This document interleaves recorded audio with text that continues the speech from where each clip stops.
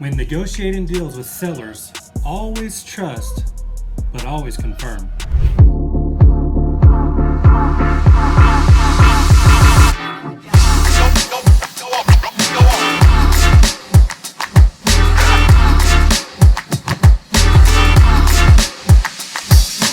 Hey guys, what's up? My name is Graylan Stewart. I'm a virtual wholesaler, entrepreneur. We wholesale all over the United States. So today's video obviously is about how to negotiate with sellers and what that really looks like. And specifically is how you trust what they're saying, but then you always back that up with confirmation. And so what does that exactly mean? So let's get into that. So basically, let's just say, for example, you're negotiating with the seller. Obviously, we always want, kind of like, the major things that are wrong with the house. We always have to know the condition, obviously. The most important part, though, not even about the condition of the house, is about the actual seller. Like, where are they at? What brought them to this point to where they're calling us, or they're actually listening to us because we called them. So their motivation, like what is behind their motivation? What type of distress are they going through at the moment in their life? Because that's more important than anything, at the end of the day. So when it really counts is like, what can we do for them? How can we fix their problem? So getting their motivation is always the most important thing that you can do no matter what. And then obviously we need the condition of the property so that we can kind of evaluate what we can do as far as how much we can buy it for, because we always have to think about the end in mind. Like, our goal is to wholesale this property, so what can we potentially wholesale this deal for, in the end. So it all starts with your conversation, okay? And like I said, the most important part is not the house itself by any means. It's always about the seller and their particular problem or issue or distress, okay? So we need the distress, obviously the motivation. We need the condition of the house. We would like to get their price if they can tell us a price, because that's the ultimate goal. What do you want for the house? We have to have somewhere to start. A lot of times they don't want to give that up, but we try, and we have different tactics of trying that, trying to get the price out of them rather than us giving it to them. And then obviously we need the address and that kind of thing, but so here's what this looks like. So we're talking about trust and confirm. So you're going through the whole thing. I always tell my acquisition managers, like, we at least need the 5 major things with every house. So what those things are, for our business, we want to know about the foundation. What kind of foundation is it? But not only that, is it sound? Is it solid? Does it need repair at all? So the foundation, the HVAC, the plumbing, the electric, and then the roof. Okay, that's the 5 major things that typically cost the most, especially if you're just selling to landlords. If your end buyers are a lot of landlords or buy and hold, investors. Those are the 5 major things, because really, updating the kitchens and bathrooms and all that kind of thing is great, but it's not like you need to get those to 2021 standards with all stainless steel and granite and all these other things, unless you're flipping the house. Okay, so if you're flipping the house, obviously you need to know those things. But what I say is, always trust but confirm. So basically, you're getting all the information from them, and you want them to talk at least 80% of the time in the conversation compared to your 20%. That's what we kind of teach our acquisition people. Making sure that we're asking a lot of questions and then just shutting up and listening, okay? So really, it's all about just listening to what they say, taking your notes, and then kind of just going, okay, tell me more, those kind of things, just to prompt them to keep going, because at the end of the day, you're taking notes, and the way we do it, we're also kind of looking up comps, and kind of looking where we could be on the whole property, because we want as much information as we can on that first call, and then if possible kind of even see where we can be. So if we can draw a price out of them, hopefully we can get to that point. But obviously, the money's in the follow-up, which I've done a video on that as well. But because you're hardly ever, if ever, will you ever get a deal on the first call. Sometimes it could happen. I'm not saying it won't happen, but it's super rare. I would guess to say that probably most of our deals come after 10 follow-ups or more. That's just the name of the game in sales in general, not just wholesaling, okay? But what I say is trust and confirm. So what I'm meaning by that is, so they're telling us all this information, and we finally get to agree on a price, okay?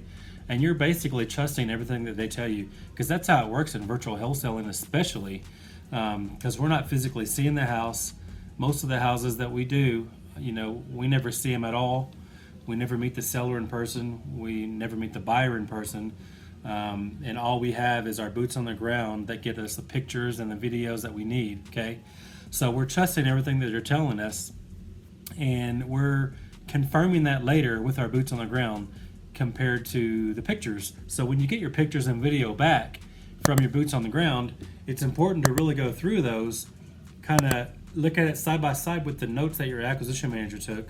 So for example, in our business, it's the disposition manager that does that. So when they get the pictures and the video back, they're analyzing those pictures and video based on what the acquisition manager found out in the conversation, okay?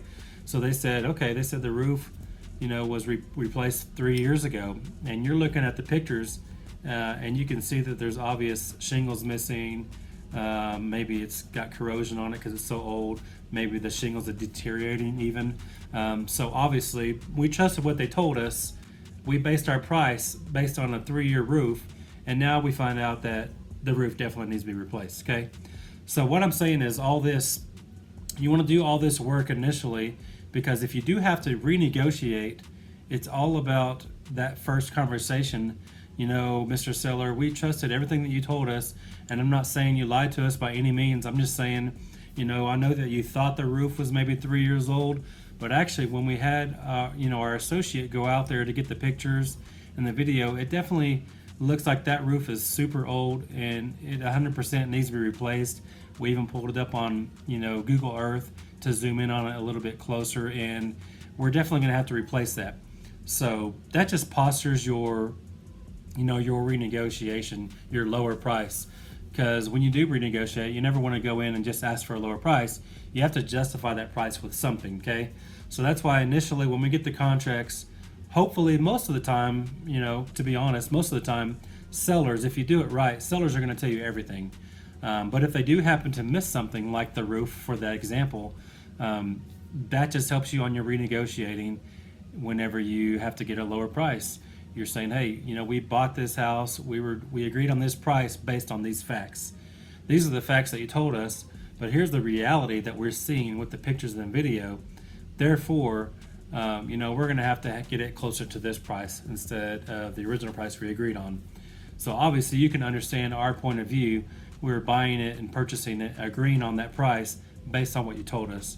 But we're finding out some of those things, not your fault, but some of those things just weren't accurate once we actually dove into the pictures and the video a little deeper, and we gave them to our contractor. It's definitely going to take a lot bigger remodeling budget and rehab budget than we anticipated, based on our initial conversation. So, Mr. Seller, there's no way we can close at the price that we agreed on based on those facts. So here's the price we can do. How close can you get to that number? And a lot of times we're like, oh yeah, I can't never do that. Well, I'm not asking you to take the biggest hit because, you kind of thought it was one thing. We're finding out that it's another. We're not asking you to take that and absorb that entire amount. But we do have to get a lot closer, to this price that we're talking about. So how close can you get to that? Well, if you can do this, we could probably make that work. You just go back and forth. It's just negotiated from there. But what I'm saying is we're always trusting, but we got to confirm, because that's how we justify our lower price if we have to get one. Because that's reality is you're buying it based on what they told you. If the facts aren't what they told you, aren't correct, then obviously we have to renegotiate that deal because we probably can't sell it because we bought it based on what they told us. So anyways, when you're renegotiating, you never want to go in blind and just ask for a lower price just because you couldn't find a buyer. You have to justify that lower price and explain that to them.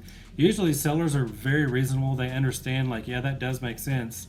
you know, it's a lot worse than I thought after looking at the videos or whatever, you know, because I'll even email them a picture, you know, the pictures that we're talking about and the videos that we took. Like, have you been in this property lately, or has it been a few years, you know? And they could be basing everything off of a few years ago.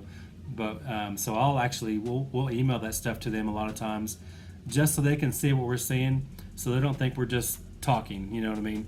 We're actually justifying the reasoning for our lower price. So anyways, that's how it's done. You know, always when you're negotiating with sellers, always trust, but you got to confirm later, especially if you have to renegotiate it. That just gives you ammo for your lower price that you're asking. Okay, so hopefully that all made sense. Hopefully you found value in that. If you did, please give me a thumbs up. I definitely appreciate it. Just hit that subscribe button if you don't mind as well, and click the notification bell, because we do upload often. That way you don't miss anything coming up. So hopefully that was beneficial, and I'll see y'all in the next video. All right, see ya.